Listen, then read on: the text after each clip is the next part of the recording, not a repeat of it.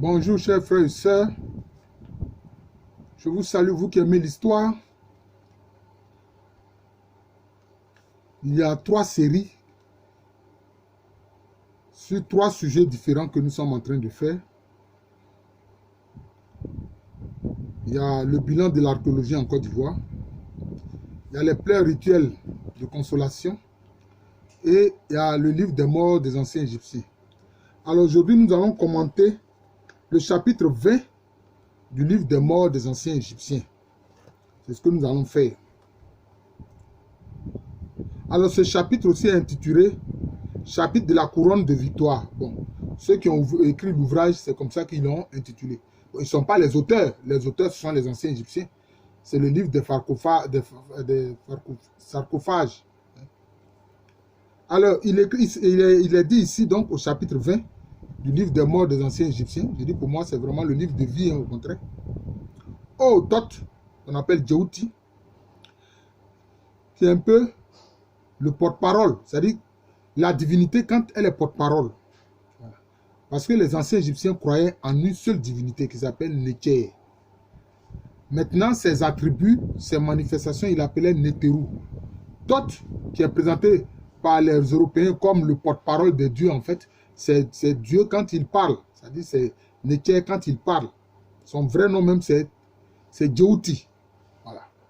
Djéouti.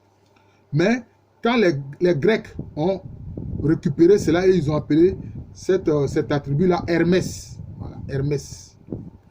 Ils sont même allés jusqu'à dire Hermès Trismégiste. Bon.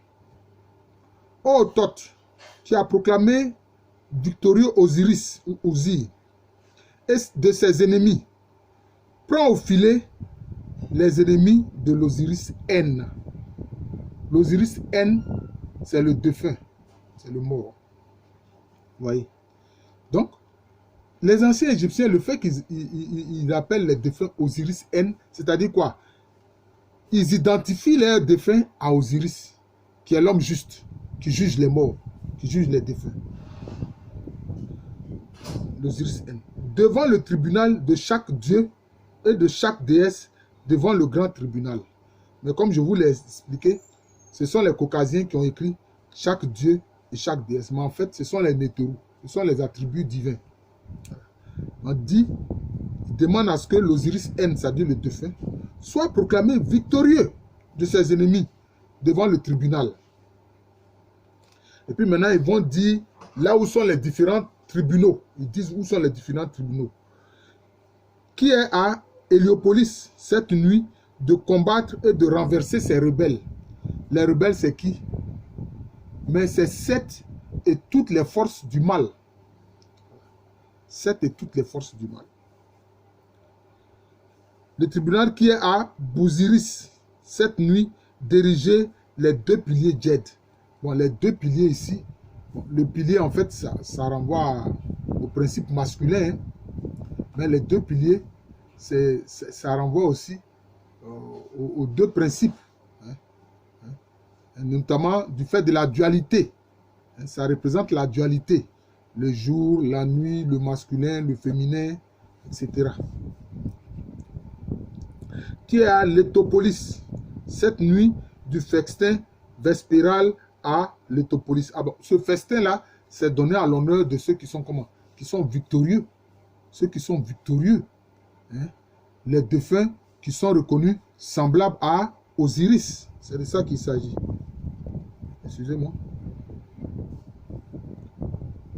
Qui est à P et Dep, cette nuit, d'affermir l'héritage d'Horus dans les biens de son père Osiris. Voilà, c'est-à-dire quoi? Là, maintenant, on identifie le défunt, c'est-à-dire l'Osiris N, à Horus. Horus qui est le fils de Osiris et de Seth, de Iset, pardon. Vous voyez? C'est parce que c'est Horus qui a vaincu Seth. Voilà. Et qui a ainsi vengé son père Osiris. Voilà. Donc là, on veut rendre l'Osiris N, c'est-à-dire le défunt, semblable à Horus, qui a hérité des biens de son père, c'est-à-dire qui a hérité des biens d'Osiris. Voilà. Donc, c'est pour que l'Osiris N puisse aussi, à la suite de Horus, hérité de son père Horus, pardon, Osiris, qui est à Ideboui Reki, cette nuit où Isis mène le deuil derrière son frère Osiris. Isis est présentée comme la sœur d'Osiris, mais elle aussi l'épouse. Vous voyez. Cela veut dire quoi? C'est vrai, peut-être que ça peut être sa sœur, mais cela veut dire que dans l'esprit des anciens Égyptiens, les époux, l'homme et la femme, sont époux, mais aussi ils doivent se voir aussi comme frères et sœurs. Oui. Quand ils se voient comme frères et sœurs, cela veut dire quoi? Ça veut dire qu'ils ne doivent pas se séparer parce que la fraternité ne doit pas être rompue. Alors quand le couple se voit ainsi, le couple reste solide et ils restent ensemble jusqu'à ce que ce soit la mort qui les sépare. Vous voyez? Ce soit la mort qui les sépare. Et même dans la mort, ils peuvent être unis d'une autre façon. Ils peuvent être toujours unis d'une autre façon. Parce que pourquoi elle portait le deuil? Mais c'est parce que son mari, Osiris, avait été tué par son frère Seth. Par son frère Seth. Oui. D'ailleurs, Seth avait découpé le corps d'Osiris et puis répandu ça un peu partout. Mais Isis a rassemblé tout ça.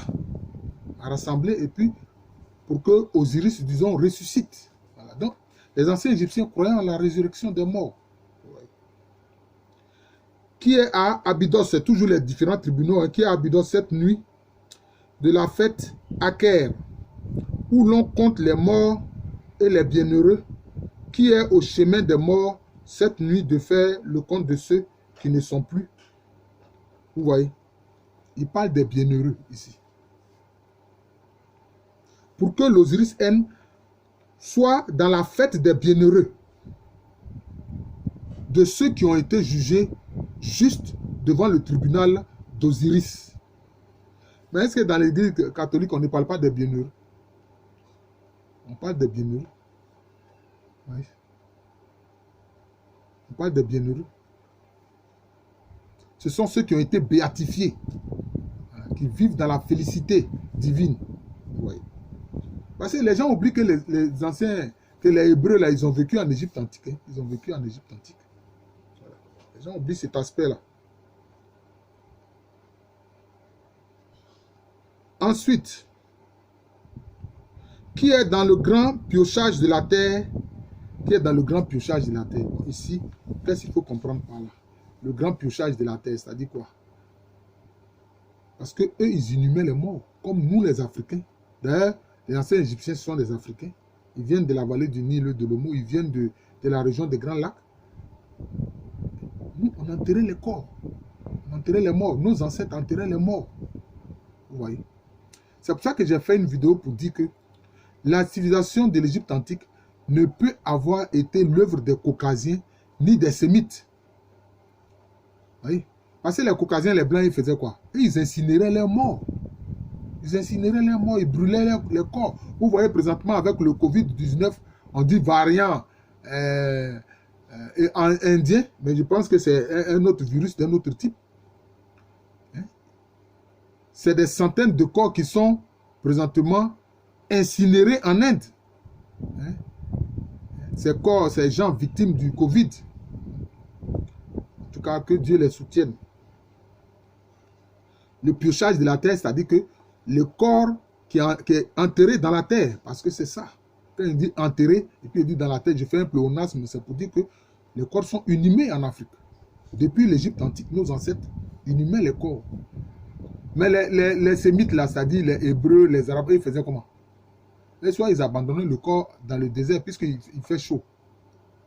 Puisque la température peut monter jusqu'à 50 degrés dans le désert. Donc, la chaleur travaille sur le corps. Eux, ils n'avaient pas besoin d'enterrer les corps. Quelquefois, ils mettaient les corps aussi dans des grottes. C'était comme ça les ancêtres des Arabes et des Hébreux faisaient. Et ils n'enterraient pas. Ils n'enterraient pas les corps. Ils n'enterraient pas les corps. Et puis, de toutes les façons, enterrer les corps dans le désert, ce n'est pas facile. Parce qu'il y a le vent. Et ce vent-là vient avec le sable. Oui. Voilà. Ensuite, il continue de parler des différents tribunaux. Hein. Il dit maintenant, qui est à Rosetaou cette nuit de proclamer victorieux Horus contre ses ennemis. Horus qui fut content des deux chapelles en furent aise et Osiris en fut satisfait. Cela veut dire quoi? Ici maintenant, on rend l'Osiris N semblable à Horus, qui a été victorieux de ses ennemis. Hein? Et on parle des deux chapelles. En fait, les deux chapelles, c'est deux lieux d'adoration, de vénération de Dieu et de ses attributs. Vous voyez. Et qui en furent aise. Vous voyez. Alors, le village d'où vient le général de Gaulle, on dit Colombé, les deux églises. Vous voyez. Les deux chapelles. C'est ça, c'est ce qu'ils ont trié en disant Colombé, les deux églises. Parce que dans les textes du livre des morts, on parle de deux chapelles. Est-ce que dans le christianisme, on n'utilise pas le terme chapelle? Quand il y a une église qui n'est pas encore, disons, ce n'est pas encore le lieu d'une paroisse, on parle de chapelle. C'est une toute petite église. Ici, on parle des chapelles. Voilà. Et on dit Osiris a été satisfait. Donc cela veut dire quoi? On assimile, on rend semblable l'Osiris N à Horus, qui a fait en sorte que son père Osiris soit satisfait. Et donc cela veut dire quoi? Osiris est satisfait de l'Osiris N. Et donc va le proclamer juste devant son tribunal. Donc, le tribunal d'Osiris qui juge les morts. Mais dans la foi chrétienne, on dit quoi? Même dans la foi musulmane, on dit quoi? On dit que Dieu va juger les morts. Dieu va juger les morts. On dit Christ qui reviendra pour juger les vivants et les morts. Allah qui juge les morts. Tout ça, ça vient de l'Égypte antique. Ça vient de l'Égypte antique. Mais quelquefois, quand les gens me disent, mais professeur Alou, mais alors pourquoi c'est fait que tu es chrétien? Pourquoi est-ce que tu ne retournes pas à la religion de nos anciens ancêtres égyptiens? Je dis oui.